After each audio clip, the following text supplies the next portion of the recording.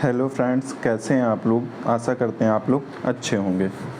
तो इसके पहले मैंने आप लोगों को चैप्टर 6 पढ़ा दिया था, जिसमें क्या व्यक्ति को पेश करने के बारे में प्रावधान बताया गया।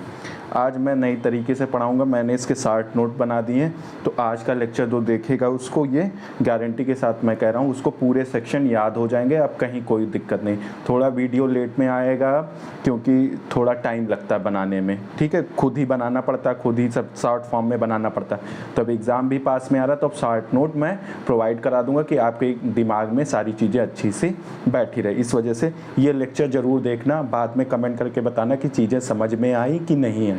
अगर चीज़ें समझ में आई होंगी तो इसी तरीके से नोट्स मैं प्रोवाइड करता रहूँगा, ठीक है। तो अब आ जाओ चैप्टर 7। चैप्टर 7 किस चीज़ की बात करता है? चीज़ें पेश करने के लिए आदेशिकाएँ। तो इसके पहले जो चैप्टर 6 पढ़ा था उसमें क्या चीज़ था? उसमें व्यक्ति को पेश करने के लिए आदेशिकाएँ जारी की जाती थी। अब चीज़ों को, चैप्टर 7 में चीज़ों को पेश करने के लिए आदेशिकाएँ। तो पुराने सीआरपीसी में भी चैप्टर 7 था और नए बीएनएसएस में भी चैप्टर 7 है।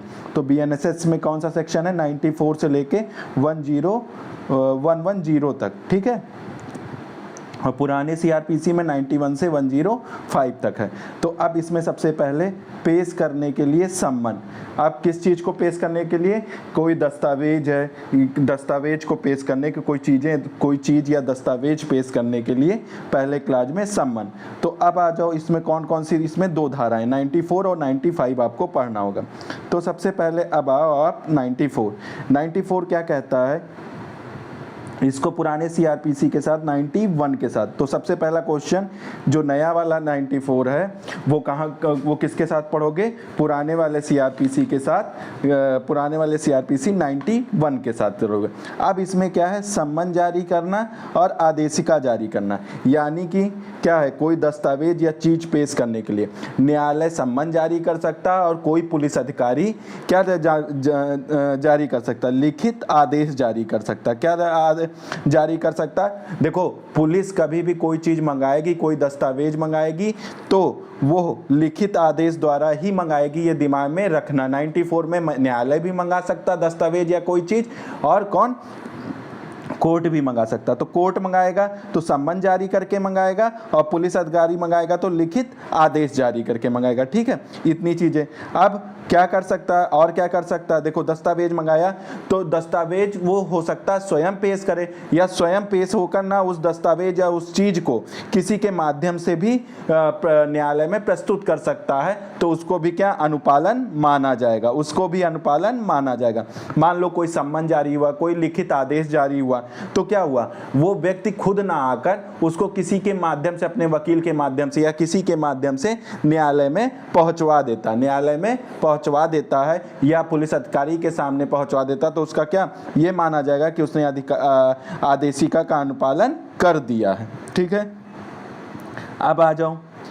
अब यह धारा निम्न 2 बातों पर लागू नहीं होती है। ये इंपॉर्टेंट है। यह धारा किन 2 चीज़ों पे लागू नहीं होती है? देखो, भारतीय साक्ष्य अधिनियम की धारा 129 और 130, यानी कि भारतीय साक्ष्य अधिनियम राज्य के कार्यकलापों के बारे में आप कोई दस्तावेज नहीं, क्योंकि पॉपुलर लेक्स सुप्रीमो के सिद्धांत पर काम करता है। यानी कि लोकहित सर्वोच्च है। लोकहित से संबंधित कोई भी चीज़ें जो गुप्त रखने के उससे वो योग्य है कि उसको बाहर कर देंगे तो पब्लिक पॉलिसीज में क्या होगी?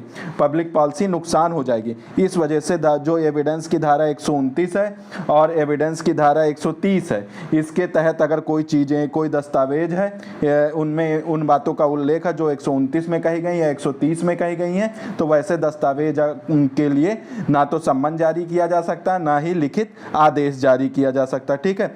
और बैंकर बही साक्ष्य अधिनियम 1991 के लिए भी नहीं लागू होता है। उनके लिए भी सम्मन और ये नहीं लागू होगा, ठीक है। उसके बाद दूसरा क्या है? डाक तार प्राधिकारी पर भी सम्मन, जनरली धारा 94 में डाक प्राधिकारी के लिए सम्मन या लिखित आदेश नहीं जारी किया जा सकता। किसी पत्र या पोस्ट कार्ड के लिए तार या किसी अन्य दस्तावेज पर लागू नहीं होंगे, ठीक है। तो इस तरह हो गया। इसमें तुमने क्या क्या पढ़ा, अब दिमाग में तुम्हारे बैठ गया होगा।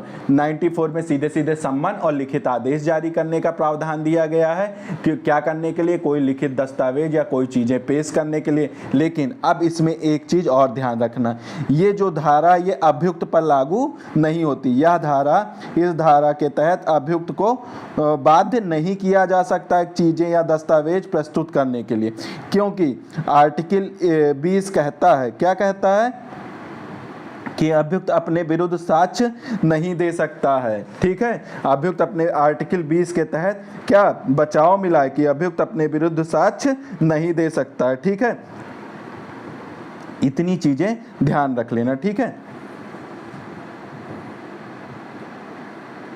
तो इस तरह हो गया आपका जो संविधान में भी दिया है वो।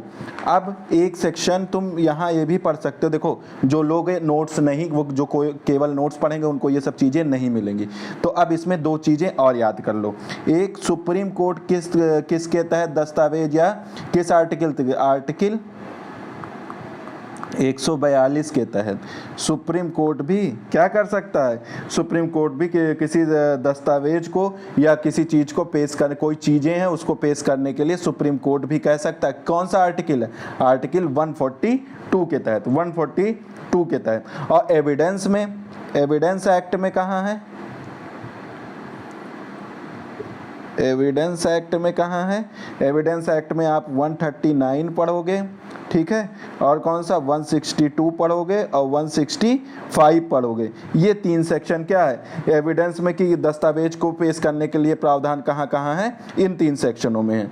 किसमें, अब 139 में क्या कहा गया, यदि न्यायालय ने कोई दस्तावेज मांगा है तो वह स्वयं या किसी के माध्यम से पेश कर सकता है। ये कौन सा 139 बताता है। 162 क्या बताता है कि न्यायालय दस्तावेज पेश करने के लिए कह सकता है 162 में, और न्यायालय कह सकता है। और 165 में क्या है, न्यायालय प्रश्न पूछने या दस्तावेज पेश करने की शक्ति रखता है 165 में। तो एविडेंस के साथ भी यहाँ कोरिलेट कर सकते हो। लेकिन मैंने ये सब एडिशनल चीजें मैं बता रहा हूँ, इसको अगर ध्यान से देखना है तो देख लेना, नहीं तो बस इसलिए कि ये सेक्शन भी तुम्हारे साथ साथ याद होते रहे, कोरिलेट हो गया है। ठीक है, अब आ जाओ तुम नेक्स्ट सेक्शन पे। नेक्स्ट सेक्शन क्या कहता है,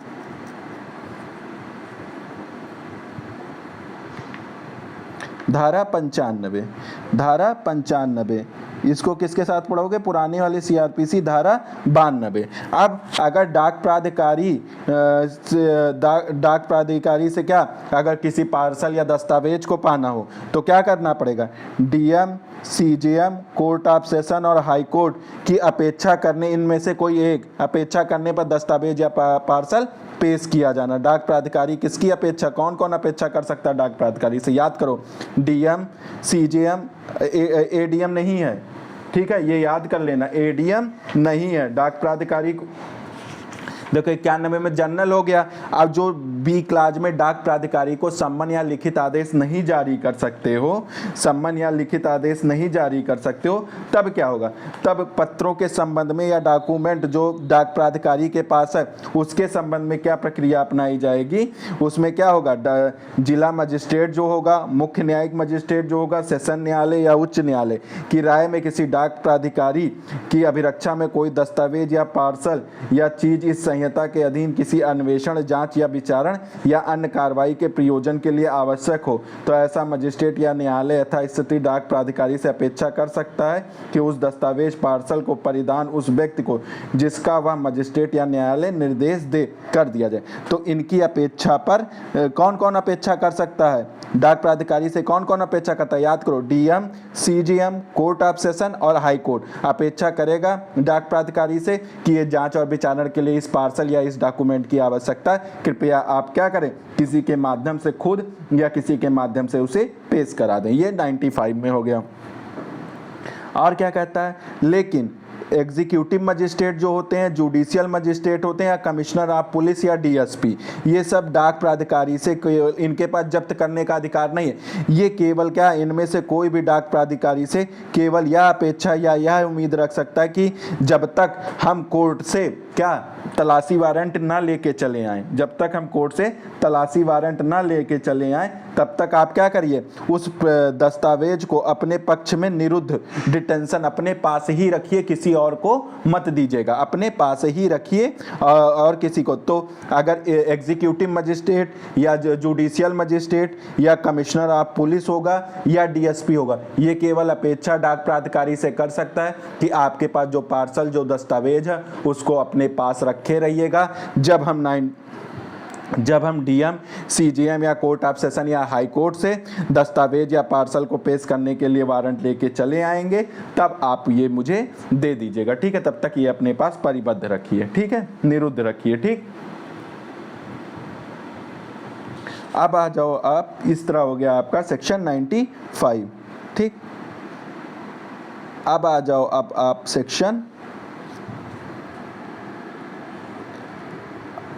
अब आप आ जाओ सेक्शन 96। सेक्शन 96 को किसके साथ पढ़ोगे? 93 के साथ। किसके साथ पढ़ोगे? 93। तो 91 में क्या पढ़े? जनरल चीजें पढ़ी, कोई दस्तावेज या कोई डॉक्यूमेंट पेश करना हो तो न्यायालय सम्मन जारी कर सकता है और पुलिस अधिकारी लिखित आदेश जारी कर सकता है। 92 में तुमने क्या पढ़ा? 95 में तुमने क्या पढ़ा?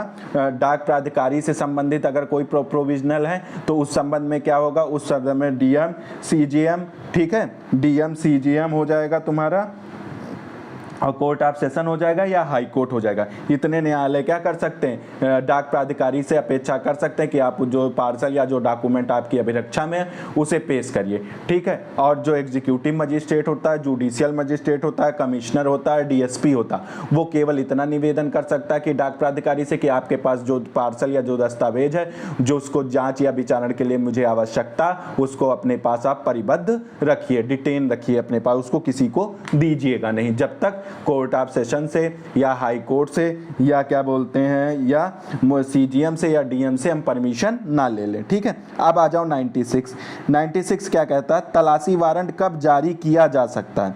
तो 96 क्या बताता है?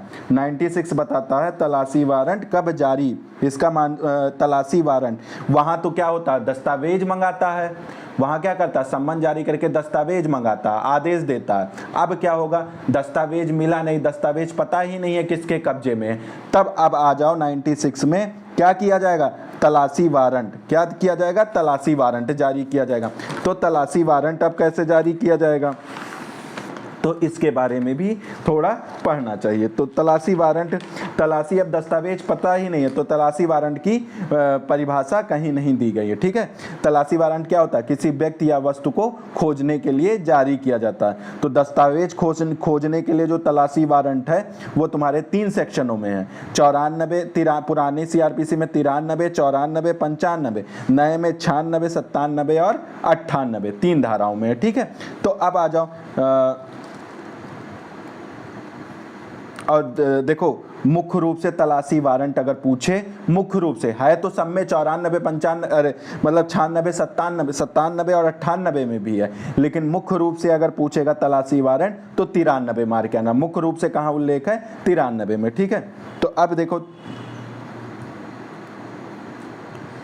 अब ये क्या कहता है? 96 कहता है तलाशी वारंट कब जारी किया जाएगा? जब धारा 94 और 95 का पालन नहीं किया गया है।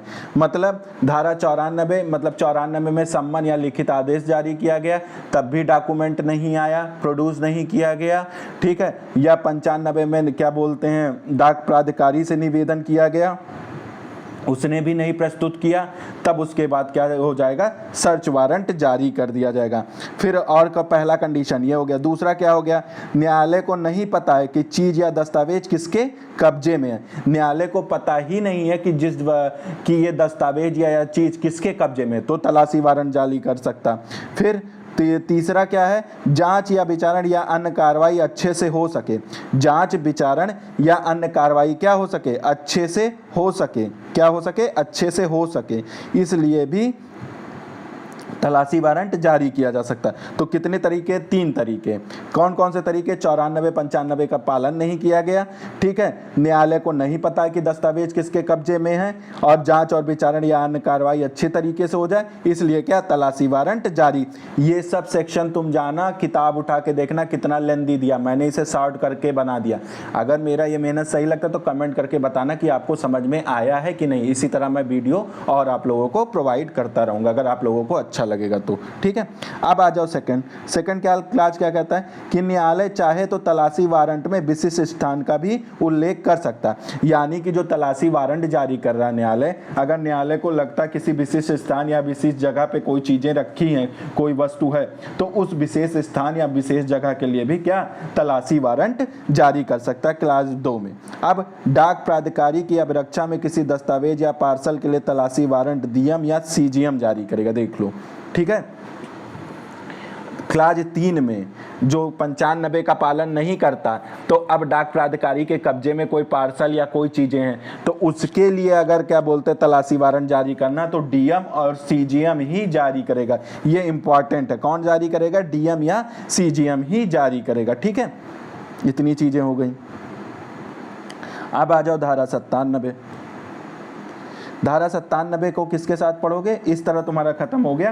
कौन सा? 96 खत्म हो गया, ठीक है। 91 में जनरल चीजें पढ़ लिए, सम्मन या लिखित आदेश। 94 में, पुराने में 91 में, ठीक है। नए में 94 में तुमने क्या पढ़ लिया? याद करते रहो। 94 में तुमने पढ़ लिया सम्मन या लिखित आदेश क्या करने के लिए? कोई दस्तावेज या चीज पेश करने के लिए, ठीक है। और फिर 95 में तुमने पत्रों के संबंध में पढ़ लिया डाक प्राधिकारी को। फिर 96 में कर लिया कि 94, 95 का पालन नहीं किया गया तो 96 की प्रक्रिया अपनाई जाएगी और उसमें तलाशी वारंट जारी किया जाएगा। अब आ जाओ 97 क्या कहता है कि इसको पुराने सीआरपीसी के 94 के, तो इसमें उस स्थान की तलाशी जिसमें चुराई हुई संपत्ति या कूटरचित दस्तावेज आदि होने का संदेह है। तो इसमें केवल देखो जो चीज इंपॉर्टेंट है ये बहुत बड़ा, लेकिन इसमें जो चीज इंपॉर्टेंट है केवल मैं उतनी चीजें ही बता दे रहा हूं तुम्हें, ठीक है। उतनी चीजें बिल्कुल ध्यान से देख लेना, ठीक है। उतनी चीजें बिल्कुल ध्यान से देखना, इसमें कुछ छोड़ना नहीं, ठीक है।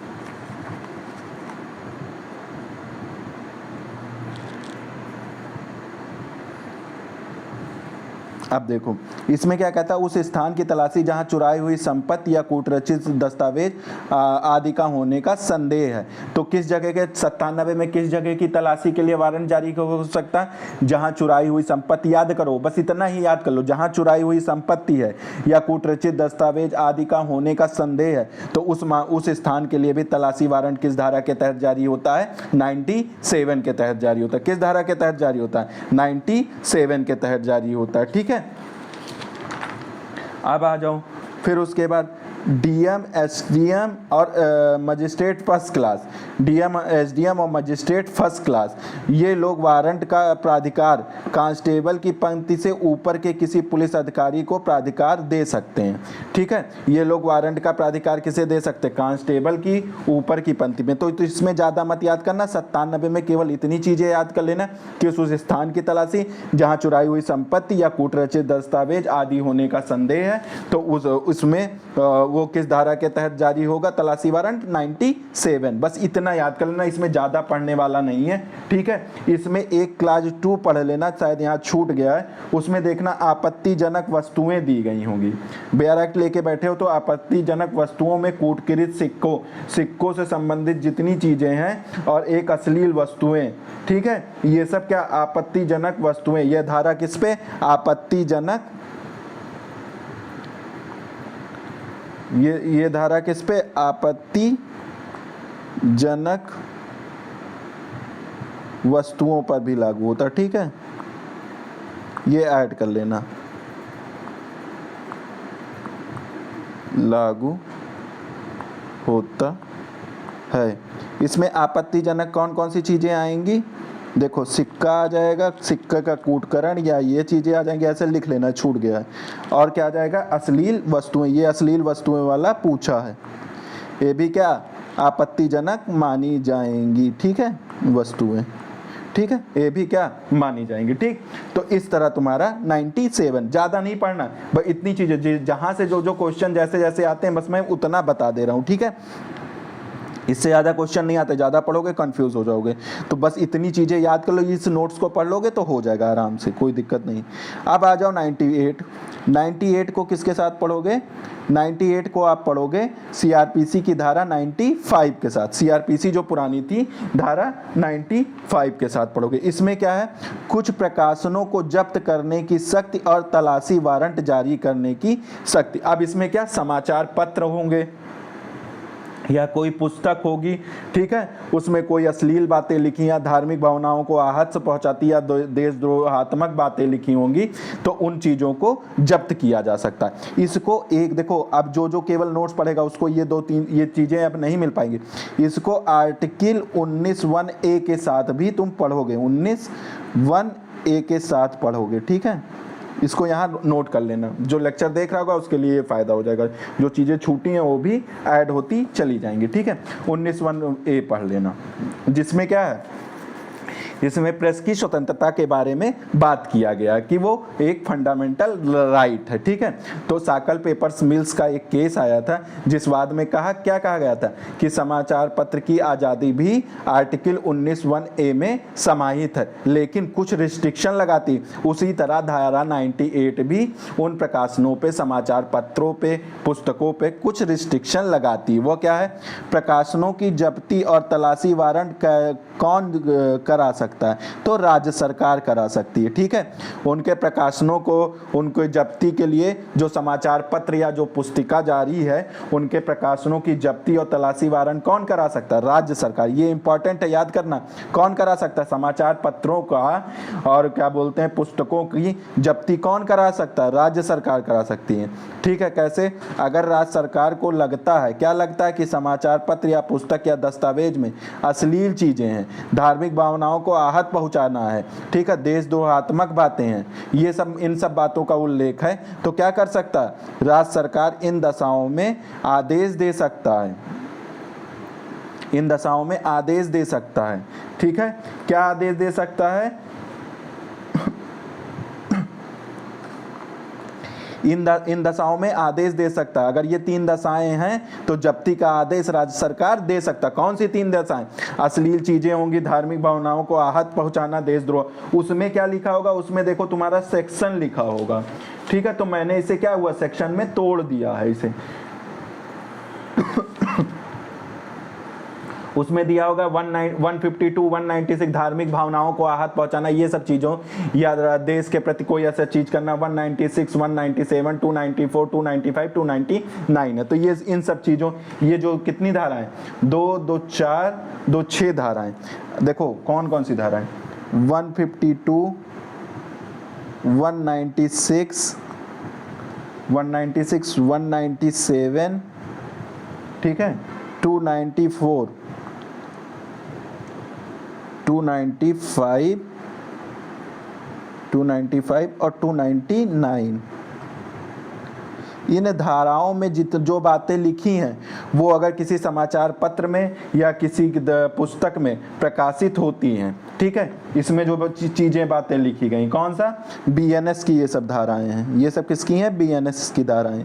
तो इन धाराओं में जो जो बातें, तो इन धाराओं में यही अश्लील चीज़ों का ही उल्लेख, धार्मिक भावनाओं का, देशद्रोहात्मक बातों का, ये सब इन्हीं धाराओं में समाहित है। ठीक है, तो इतनी चीज़ें अगर हों तो सरकार क्या उस समाचार पत्रों को या उसको जब्ती का आदेश दे सकता है, जब्ती का आदेश दे सकता है। अब आ जाओ नेक्स्ट आ जाओ, क्या कहता है? नेक्स्ट कहता है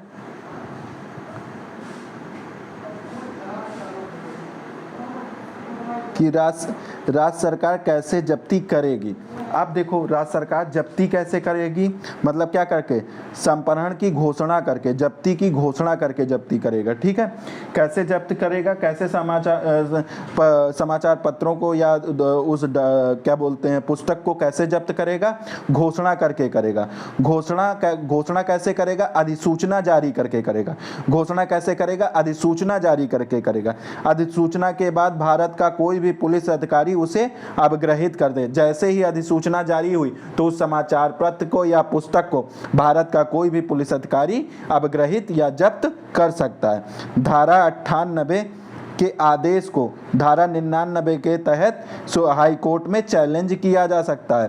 तो अब एक चीज याद रखो, धारा 99 धारा 98 की पूरक धारा है। कैसी है? पूरक धारा है, ठीक है, क्योंकि जो धारा 99 बनाया गया वो केवल धारा 98 के लिए बनाया गया, ठीक है। तो चैलेंज कहाँ करोगे? हाई कोर्ट में करोगे।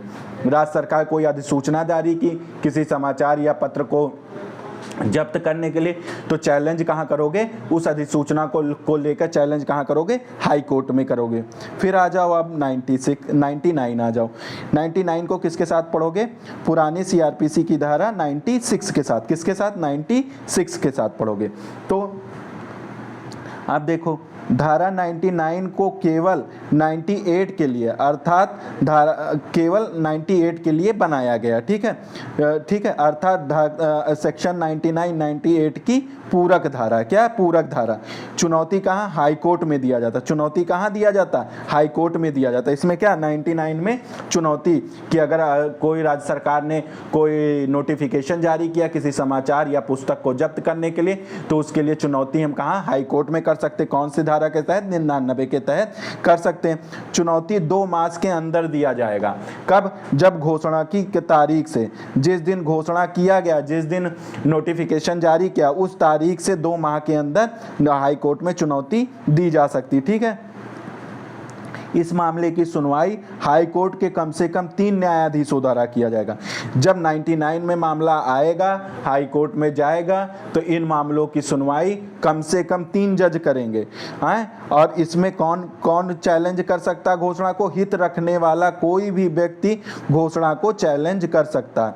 हित रखने वाला कोई भी व्यक्ति क्या कर सकता है? घोषणा को चैलेंज कर सकता है, ठीक। ये हो जाएगा तुम्हारा। फिर आ जाओ कि जिस समाचार पत्र या पुस्तक के लिए घोषणा जारी किया गया उसको साक्ष्य में उपयोग भी किया जा सकता है। हित रखने वाला व्यक्ति कोई भी व्यक्ति हो जो समाचार पत्र या पुस्तक में अपना हित रखता हो, वो क्या करेगा? उस घोषणा को चैलेंज कर सकता है, और जो वो पुस्तक है या जो समाचार पत्र उसको साक्ष्य के रूप में उपयोग किया जा सकता है। साक्ष्य के रूप में उपयोग किया जा सकता है। और क्या है? समाचार पत्र या पुस्तक में घोषणा में दी गई बातें अगर नहीं मिलती हैं, जिसलिए घोषणा जारी किया गया, जिसलिए नोटिफिकेशन जारी किया गया कि वो चीज़ें क्या? अश्लील चीज़ें नहीं मिली, धार्मिक भावनाओं को आहत करने वाली कोई चीज़ें नहीं मिली, देशद्रोहात्मक बातें कोई नहीं मिली, तो उस घोषणा को क्या किया जाएगा? सेट असाइड कर देगा हाई कोर्ट। क्या करेगा? सेट असाइड कर देगा। और क्या हो सकता है? अगर घोषणा में वो चीज़ें मिली, अगर वो बातें मिली, अश्लील बातें या धार्मिक भावनाओं को आहत करना या देशद्रोहात्मक बातें मिली, तो फारफीज कर लिया जाएगा। उस समाचार पत्र को या पुस्तक को फारफीज कर लिया जाएगा, ठीक है। फिर उसके बाद अगर न्यायाधीशों में मतभेद होगा, 3 न्यायाधीशों में मतभेद होगा, तो बहुमत का निर्णय मान्य होगा। अब आ जाओ, फिर आ जाओ आप सेक्शन 100 पे, ठीक है। कौन सा सेक्शन पढ़ोगे? सेक्शन 100 पे आ जाओ।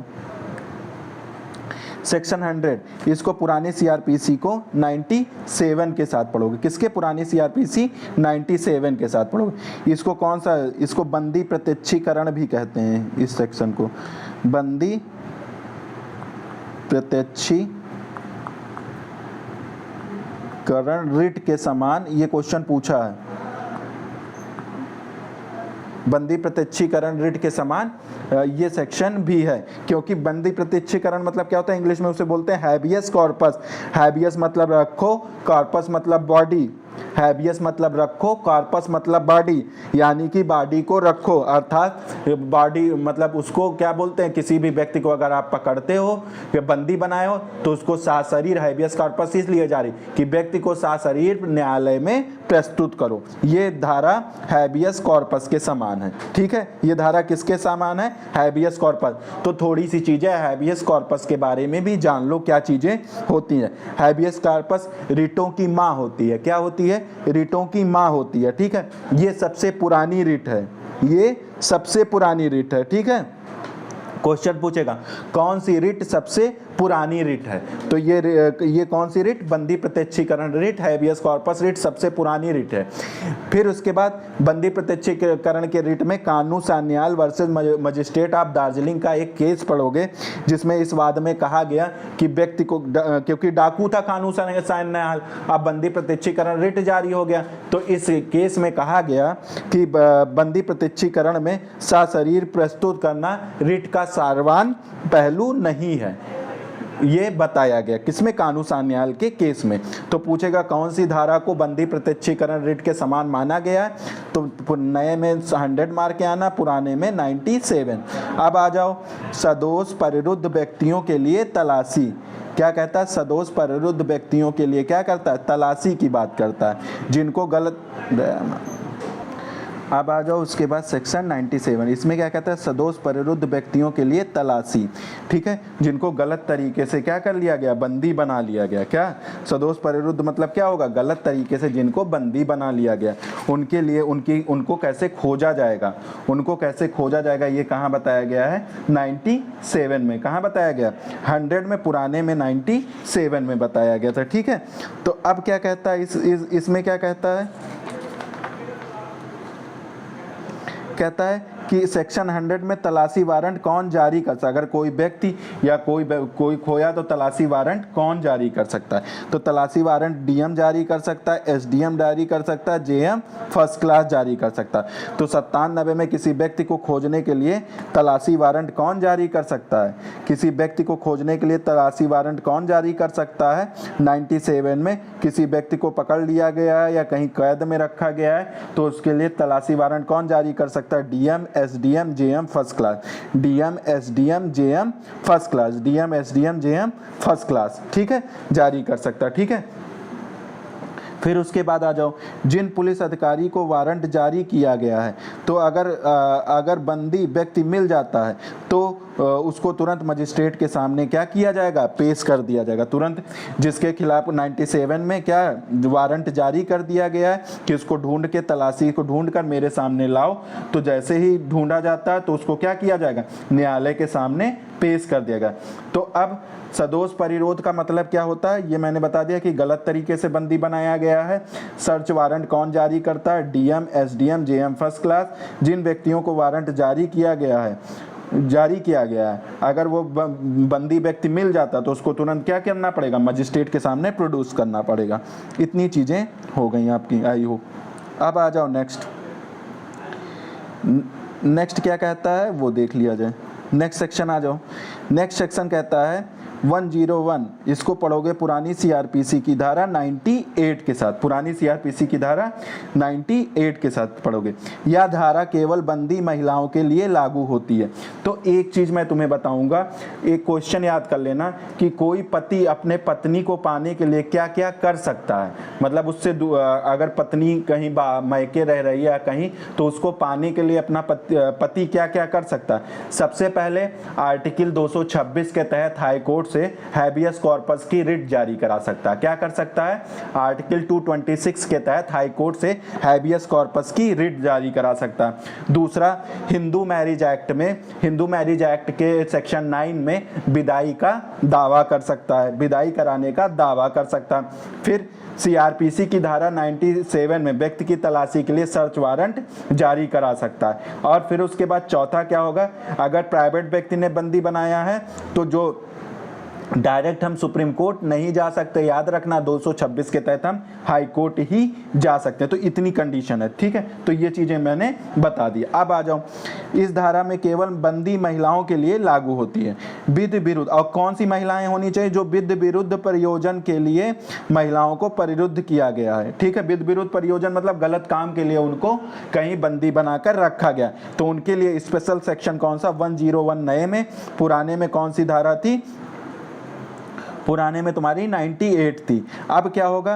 अब उनके लिए एक परिवाद, कहाँ? डीएम, एसडीएम और जेएम फर्स्ट क्लास के यहाँ होगा। एक परिवाद करना पड़ेगा जो डीएम, एसडीएम या जेएम फर्स्ट क्लास के यहाँ होगा। परिवाद के साथ शपथ पत्र लगाना अनिवार्य होगा। परिवाद के साथ शपथ पत्र लगाना अनिवार्य होगा। यह धारा 18 वर्ष से कम और 18 वर्ष से अधिक दोनों प्रकार की महिलाओं पर लागू होता है। ठीक है, तो इस तरह आपका 101 भी समाप्त हो गया। अब आ जाओ नेक्स्ट सेक्शन, तलाशी संबंधी साधारण उपबंध। ये गा पार्ट है। तलाशी संबंध साधारण उपबंध क्या है? ये गा है।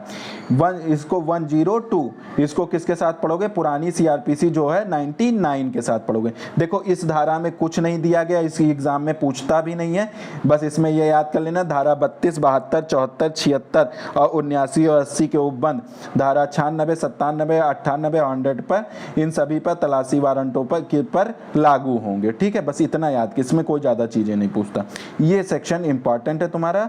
103 पुरानी सीआरपीसी में 100 था। बंद स्थान की तलाशी, क्वेश्चन पूछता बंद स्थान की तलाशी कहाँ दिया गया है? 10। और इसको पूरे सेक्शन को नहीं पढ़ने की जरूरत, इसका सार समझ लो, बस वही बहुत जरूरी है, बस दिमाग में बैठ जाना चाहिए कि किसी बंद स्थान की तलाशी याद कर लो। 103 में और पुराने में 100 में दिया गया था। तो अगर कोई स्थान बंद है तो पुलिस अधिकारी तलाशी लेने जा रहा है तो सबसे पहले वहाँ के अधिभोगी या जो उस प्रॉपर्टी को यूज कर रहे हैं या जो उस प्रॉपर्टी का स्वामी है, स्वामी से कहेगा कि हमें इस स्थान की तलाशी लेना, और अधिभोगी और स्वामी का यह ड्यूटी होगा कि उसको तलाशी लेने दें, जो पुलिस अधिकारी गया है उसको तलाशी लेने दें। अब आ जाओ क्लास 2 में। अगर अधिभोगी या स्वामी विरोध करता है तो खिड़की या दरवाजा जो भी हो तोड़कर अंदर घुस सकता है और तलाशी ले सकता है। तलाशी लेते समय मोहल्ले के 2 प्रतिष्ठित व्यक्तियों को गवाह बनाएगा। अगर गवाह नहीं मिलते हैं तो किसी भी अन्य मोहल्ले के निवासी को साक्षी बनाने के लिए लिखित आदेश भी जारी कर सकता है। फिर उसके बाद आ जाओ, तलाशी की लिस्ट अधिभोगी या स्वामी को देगा और उस पर हस्ताक्षर कराएगा और जब्त वस्तुओं को न्यायालय में पेश कर देगा। अगर वो वस्तुएं न्यायालय में पेश करने लायक नहीं है तो वो लिस्ट ही न्यायालय में प्रस्तुत, मतलब वस्तुएं इतनी बड़ी हैं या कोई जानवर है या कोई चीज़ें खराब होने वाली हैं तो उन्हें ना प्रस्तुत करके लिस्ट को प्रस्तुत कर देगा। ठीक है, ये इतनी चीज़ें हो गई। अब आप आ जाओ आप चैप्टर नेक्स्ट, उस पे नेक्स्ट सेक्शन आ जाओ। नेक्स्ट सेक्शन क्या कहता है? नेक्स्ट सेक्शन 104 के बारे में मैं बात करता है। किसके? 104 के बारे। अधिकारिता से परे तलाशी में पाई गई चीज़ों का बयान कैसे होगा? जो अधिकारिता से बाहर, क्या है? अधिकारिता से बाहर जो चीज़ें पाई गई हैं, मान लो किसी मजिस्ट्रेट ने तलाशी वारंट जारी कर दिया। ठीक है, क्या कर दिया? तलाशी वारंट जारी कर दिया और चीज़ें क्या हो गए? तलाशी वारंट को किसी ऐसे स्थान में निष्पादित करना, जो तलाशी वारंट जारी किया गया उसको ऐसे स्थान पर निष्पादित एग्जीक्यूशन करना है जो उस न्यायालय की जिसने तलाशी वारंट जारी किया था स्थानीय अधिकारिता से क्या है? बाहर है। तो उन चीज़ों में से जिसके लिए तलाशी की गई है कोई चीज़ें पाई जाएं तब वे चीज़ें इसके बेरेक्ट देखना, इसमें इसके पश्चात अंतर्विष्ट उपबंधों के अधीन तैयार की गई सूची सहित उस न्यायालय के समक्ष, किस न्यायालय के समक्ष? जिसने वारंट जारी किया था, तुरंत ले जाया जाएगा। किंतु यदि वह स्थान ऐसे न्यायालय की अपेक्षा उस मजिस्ट्रेट के अधिक समीप है तो वहाँ अधिकारिता रखता है तो सूची और चीज़ें उस मजिस्ट्रेट के समक्ष तुरंत ले जाई जाएंगी और जब तक तत्प्रतिकूल अच्छा कारण न हुआ मजिस्ट्रेट उन्हें ऐसे न्यायालय के पास ले जाने के लिए प्राधिकृत करने का आदेश देगा। तो सीधे बात, अधिकारिता से परे कोई चीज़ें पाई गई हैं उस वारंट में, जो वारंट जारी किया गया न्यायालय, उस न्यायालय के अधिकारिता क्षेत्र में वो चीज़ें या वो वस्तुएं नहीं है, उसके बाहर वारंट का निष्पादन करना। पुलिस अधिकारी ने वारंट का निष्पादन कर दिया, चीज़ें बरामद हो गई, तो जिस न्यायालय ने वारंट जारी किया था वहां प्रस्तुत कर दो या निकटतम कोई मजिस्ट्रेट हो तो उसके समीप प्रस्तुत कर दो। ठीक है, इतनी चीज़ें तुमको करनी पड़ेगी, यही है बताया गया। ठीक है, अब आ जाओ मिसलेनियस। क्या आ जाओ? मिसलेनियस आ जाओ। ठीक है, प्रकीर्णन क्या कहता है? कहता धारा 105 ये नया जोड़ा गया है। ये क्या? ये धारा नई जोड़ी गई है। इसमें क्या किया जाता है? रिकॉर्डिंग, जो सर्च, जो तलाशी किया जा रहा है या जो सीजर किया, जो जिसको जब्त किया जा रहा है, ऑडियो वीडियो माध्यम से उसकी रिकॉर्डिंग हो सकती है। इसमें मोबाइल फ़ोन को बहुत महत्व दिया गया। मोबाइल फ़ोन से भी आप क्या कर सकते हो? कहीं तलाशी हो रही है उसकी वीडियो रिकॉर्डिंग कर सकते हो, उसकी ऑडियो बना सकते हो, या कहीं कोई चीज़ सीज किया जा रहा है तो उसकी भी मोबाइल फ़ोन से रिकॉर्डिंग बनाई जा सकती है। ये कहाँ पे दिया गया है? 105, ये नया सेक्शन जोड़ा गया।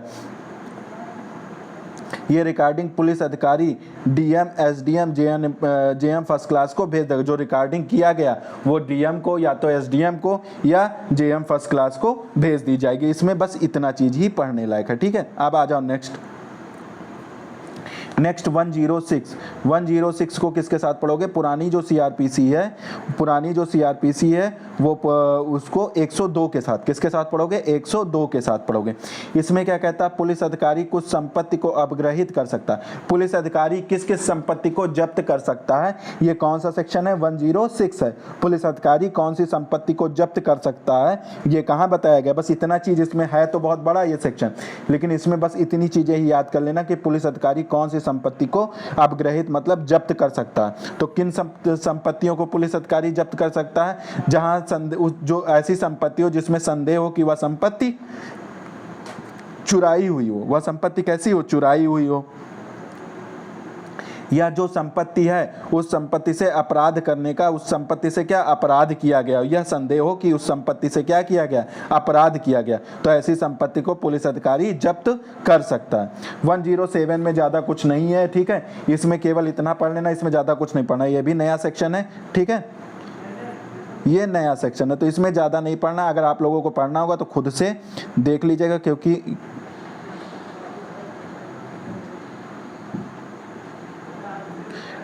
खुद से देख लीजिएगा, ठीक है। न्यू है, इसमें संपत्ति की कुर्की, जब्ती और वापसी, बस इतना पूछ सकता है, ठीक है, और कुछ नहीं पूछेगा। अब आ जाओ नेक्स्ट।